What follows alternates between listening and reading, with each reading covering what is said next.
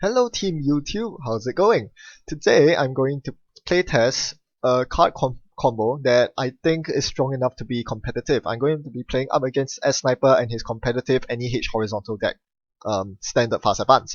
Now, what is my idea? So here it is. We play Kate. We are in the green faction with SMC, which means you can get through any ice in the game because you can tutor whatever programs you want. This allows us to play indexing, which means that we can guarantee an indexing. Now, indexing has very little counters on the co-op side in the current meta. The one big counter is ubiquitous, Jackson Howard. We can solve that with Councilman. We can force Jackson to be D-res, allowing our indexing to go through successfully. Then, since we can guarantee an agenda, more or less, to be accessed in the 5 indexing cards, surely there must be at least one agenda, we play Freedom through Equality. This gives us one extra agenda point to help us against those tricky matchups where global foods are played and you always seem to get stuck at 6 points. So, let's go on to the game and see whether this seemingly janky 4-card combo actually works out in my favor. Alright, so this is actually just the standard prepaid cage skeleton. Most of my influence is hooked up on Lucky Finds and prepaid voice pets. That's 9 influence sucked up already. I don't have a lot of influence remaining for fancy breakers, so no Davids, no parasites. However, I am going to patch them up with temporary breakers. So I run Deus Ex, I run Sharpshooter, which allows me to get through really any ice, which is what this deck is all about. You don't need to repeatedly get through ice. You just need to get through them twice, once for the indexing, once for the actual run, and you're good. This is why you run clone chips. You still need the 3 influence on clone chips in case you need to tutor up a double sharpshooter or something to that effect. So, prepaid money engine turns out is still pretty good. I'm getting insane amounts of card draw, insane amounts of money, and I've seen 2 indexings along with that all-important SMC. So here I'm thinking right now, one of the most important things to do as prepaid Kate is to get all your breakers out of your hand if they are single breakers. So if I suspect my opponent is running an Architect or an end the run sentry like Caduceus perhaps, I would need to play out my Mimic. Otherwise, the Mimic is stuck in my hand or in the heap and I cannot have access to it when I go for the indexing next turn. In this case, I do not think my opponent's running any strength 3 sentries because it's NEH. They only have influence for, they don't have influence for fancy ice. They only play high strength code gates, wraparounds, and assassins, which Mimic is useless. So I'm just going to leave the Mimic there in my heap, and I'm going to index after playing the Councilman, so he cannot react to this with Jackson. I'm going to see Global Food and another Jackson, which definitely goes on the bottom. Jackson Howard is this deck's worst enemy for obvious reasons. If he has more Jackson Howards on the table than I have Councilman, he will be able to nullify my indexing. So it's very crucial that I bury his Jackson and I steal the global food and I fire off the Freedom through Equality on my second last click so that I get 3 points in one fell swoop.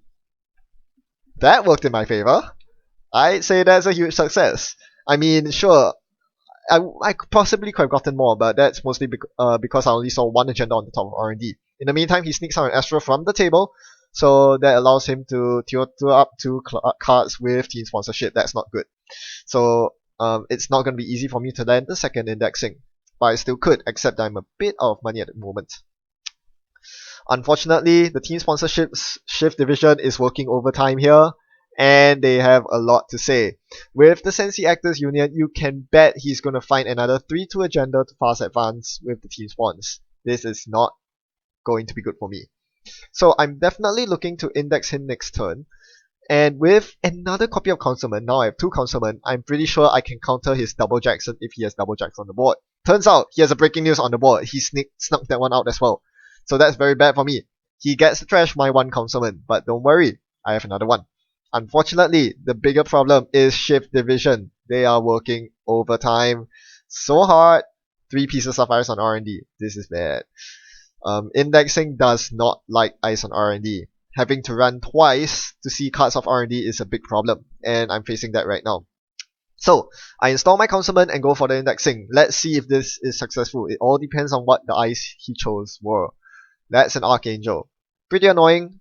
but at least I can handle it with my existing size iron R&D. Moving on, we get probably one of the most annoying eyes, Assassin. Now I run both Deus Ex and Sharpshooter. Turns out Sharpshooter is a cheaper option, because it only costs 1+1 to install, to break, as opposed to 3 credits from Deus Ex. So I get past that. Pop-up window is 1 credit, and I see no agendas except for the one breaking news, which I don't actually need, because I've already played Freedom through Equality. I'm on 3 points. Getting breaking news for 4 points doesn't do anything to me. It doesn't help me win, because I still need to score 2 agendas to win. I do not have any more Freedom through Equalities in my deck. So the breaking news, I'm just going to leave it there. Unfortunately, this means that he now has another agenda with which to trigger team sponsorship. If there's a reason for me to steal the breaking news, it's not to advance my win condition, it's to deny him his team spawns. But I guess it's a bit too late right now. He is going to join to the breaking news sooner or later, and there it is. Well, that's a problem. Wait, how did he draw the breaking news so quickly? I'm pretty sure I put it as last card on R&D. Turns out, it wasn't a breaking news. It's something bigger than that. He is going to use the Astro token here to unload the second Astro script, triggering another 2 triggers of team sponsorship. So this is pretty much seals my fate. Even though I still have a diesel in my hand, I can draw to more money and more solutions. The Nai is near. The fact that he was able to Sensi draw meant that he saw both wraparounds on R&D that I placed there with indexing. This means that one of those wraparounds is almost certainly going to R&D, which makes it nearly impossible for me to contest R&D now. How am I supposed to run through R&D twice? Or even once? And even if I do, I won't win the game. I need 2 agendas to win. I need to deal with that assassin, I need to get my lady out. It's a lot of credits that I need, and I just don't have the time. That's what happens when you don't contest Sensi Actors Union. That's what happens when your opponent gets 2 Astro scripts. I'm in a lot of trouble. I think I may as well just concede at this point, but I'm just going to draw a couple cards. Do I trash the Sand? Maybe. I don't have the money for that. So I trash the Sensi Actors Union instead and hope that he doesn't find his winning agendas. By this point, he has dug through a lot of his deck.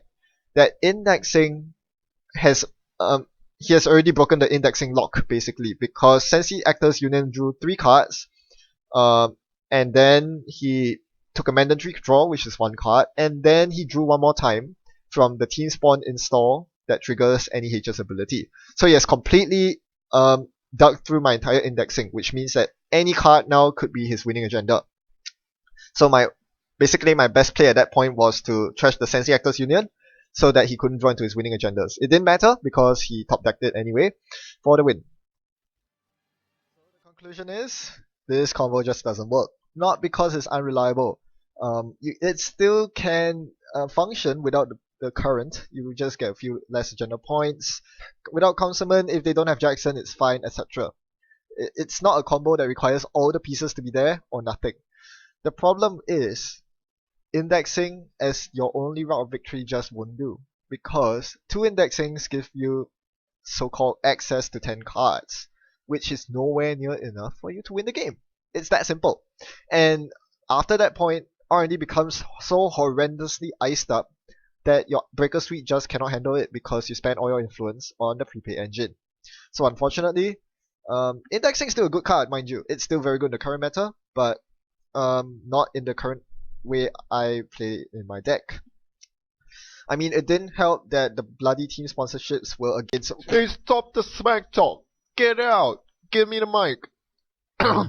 Elections are coming near, and we are pleased to announce our latest line of apparel. Yes, we have diversified from our main sports apparel line and are now sponsoring Sensi Actors Union with their well-tailored suits. Don't they just look dapper? If you want your own suit too, be sure to order from us. Our award-winning shift division works so efficiently that you have your suit ready in less than the span of a click. And we don't cut no corners. The quality is guaranteed. This episode was sponsored by Shift. Shift your future only at Shift, a proud subsidiary of Hasbro.